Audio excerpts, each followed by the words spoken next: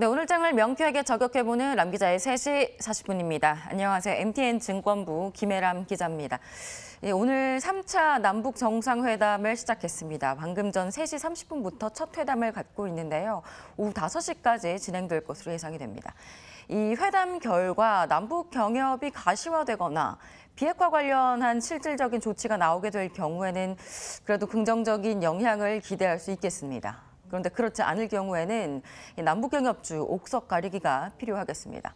남북경협주 투자자 10명 중 9명이 개인 투자자라는 자료도 올해 6월에 나왔었는데요. 이 주가가 크게 움직이는 종목을 쫓아가다 보니까 급락을 할 때는 큰 폭의 소식을 보게 되기도 하고요. 과거에 이런 학습 효과가 있어서인지 오늘은 앞서 1, 2차 정상회담 때보다는 주가 움직임이 크지는 않았습니다. 남북경협주 이야기는 이 정도로 하고 지금부터 본격적으로 MSCI 지수가 다음 달 28일에 대대적으로 개편을 하게 되는데요. 이로 인한 주가 영향은 어떻게 될지 좀 미리 알아보도록 하겠습니다. 이 지수 제공회사 S&P 다우존스 지수와 모건 스탠리 캐피털 인터내셔널 MSCI는 이 커뮤니케이션 서비스 섹터를 신설할 예정입니다. 기존의 텔레커뮤니케이션 서비스, 즉 전기통신 서비스 섹터가 있었는데 이를 커뮤니케이션 서비스, 즉 통신 서비스 섹터로 명칭을 변경하고 편익 종목을 대폭 확대합니다. 이는 컨텐츠 향유 방식이 굉장히 급진적으로 변화하고 있기 때문에 MSCI가 쓰고 있는 산업 분류 체계, 직스 체계를 바꾸기로 한 겁니다. 이 직스 개편이 이루어지는 시점은 내달 마지막 영업일은 28일 이후가 되겠습니다. 아마 10월 1일부터 아마 변경이 될 건데요. 이 모건 스탠리는 지수 업종 변경의 역사에서 이번만큼은 정말 전례 없는 일이 될 것이라고 밝히기도 했습니다. 기존의 경기 소비자 섹터에 있는 미디어 기업들과 또 IT 섹터에 있는 인터넷 소프트웨어 기업들이 이 커뮤니케이션 섹터로 이동을 하게 됩니다. 미국의 증시 대표 IT주인 빵주, 페이스북과 아마존, 넷플릭스, 구글 중에서 아마존을 제외한 3개 기업이 이 커뮤니케이션 섹터로 이동하게 됩니다. 이 밖에 경기 민감재 섹터에서는 넷플릭스나 월트 디즈니, 컴캐스트 등이 재분류되게 됩니다. 그러면서 IT는 하드웨어 제조 기업들 중심으로 남게 될 예정입니다. 이번 분류로 신기술 투자자들은 조금 더 정확하게 업종을 투자하면서 지수를 추종할 수가 있게 됐습니다. 이 모건 스탠리에 따르면 신설되는 커뮤니케이션 부문은 미국 증시에서 시가총액 기준으로 전체 13.2%를 차지하게 되는데요. 단박에 3위 업종으로 자리매김하게 될 예정입니다. 시총 기준 전체 25.9%를 차지했었던 1위 IT 업종 비중은 이 커뮤니케이션 부문이 신설하게 되면서 18%로 줄어들게 됩니다.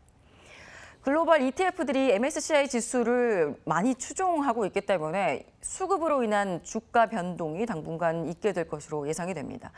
글로벌 펀드들 가운데서 통신과 경기 민감재, IT 업종 지수를 추종하는 자금 규모는 올해 1월 말 기준으로 봤을 때는 IT가 약 123조 원, 경기 민감재가 24조 7천억 원, 통신이 8조 9,800억 원 규모입니다. 이 IT와 경기 민감재 추종 자금이 커뮤니케이션 부문으로 대폭 이동을 하게 될 예정이죠. 이 콘텐츠와 엔터, 게임, 인터넷 소프트웨어 종목들이 향후에 시장을 주도하는 대표 업종으로도 자리매김을 할 것이다라고 어느 정도 예상이 되면서 자금들이 좀 공격적으로 유입될 것이라는 전망들이 나옵니다. 특히 IT 추종 자금의 경우에는 통신업종 추종 자금의 13배가 현재 넘고 있다는 점이 있기 때문에 이번 변화에 따른 자금 유입보다는 유출 효과가 좀 더 있을 것으로 예상이 됩니다. 이 커뮤니케이션 섹터의 신설은 국내 상장 기업들에도 일부 영향을 미칠 전망인데요. 당장 국내 기술주 중에 일부가 커뮤니케이션 섹터로 이전되게 됩니다. 국내의 경우에는 IT 부문에 속해 있었던 카카오, 네이버, NC소프트, 넷마블 게임즈가 옮겨지게 되고 미디어 업종으로 분류됐던 제일기획이 커뮤니케이션 섹터로 소속이 바뀌게 될 것이다라는 관측이 나옵니다. 이게 완전히 정해진 건 아니고요.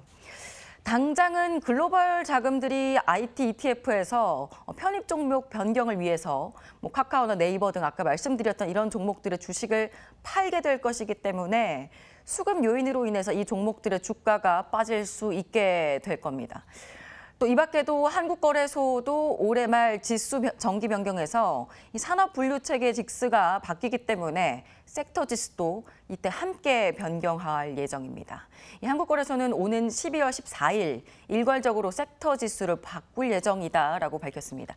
기존의 IT 섹터 등을 추종했었던 국내 ETF들도 리밸런싱을 하면서 관련 종목들의 수급이 일시적으로 좀 빠질 수 있습니다. 12월 초가 되면요. 김동영 삼성증권 연구원은 IT 섹터의 시총 상위 종목들이 자리를 옮기면서 이 IT 섹터의 비중이 4.5%포인트가 줄어들 것이라고 말했습니다. 그러면서 거래소 섹터 지수를 추종하는 ETF가 직접적인 영향을 받게 될 건데 가장 큰 규모를 가지고 있는 타이거 IT 200이 가장 큰 영향을 받게 될 것이다라고 내다봤습니다.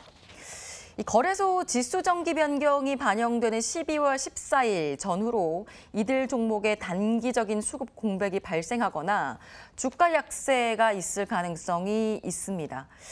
이날 왜 갑자기 이렇게 빠지는 거야? 라는 생각이 드신다면 지금 이 정기 변경을 염두에 두시면 되겠습니다. 또 이 밖에 기존 IT 섹터에 남게 되는 삼성전자와 같은 대형주들은 어떤 영향을 줄 것이냐. 지수 변경이 긍정적으로 작용하게 될지 아니면 수급에 부정적으로 작용하게 될지는 증권가에서 의견이 좀 분분합니다. 의견이 좀 갈렸는데요.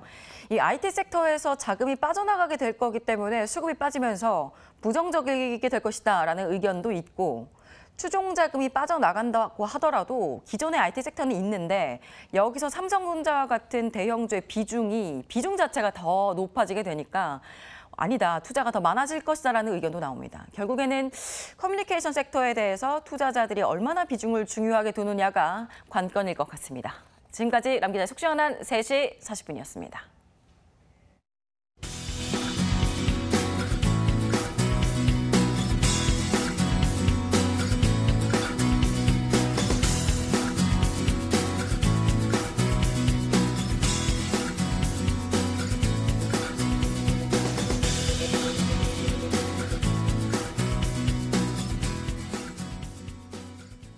네, 내일도 저희 머니투데이 방송과 함께 하시면서 시장에 대한 대응 전략 잘 짜시기 바랍니다. 내일 뵙겠습니다. 고맙습니다.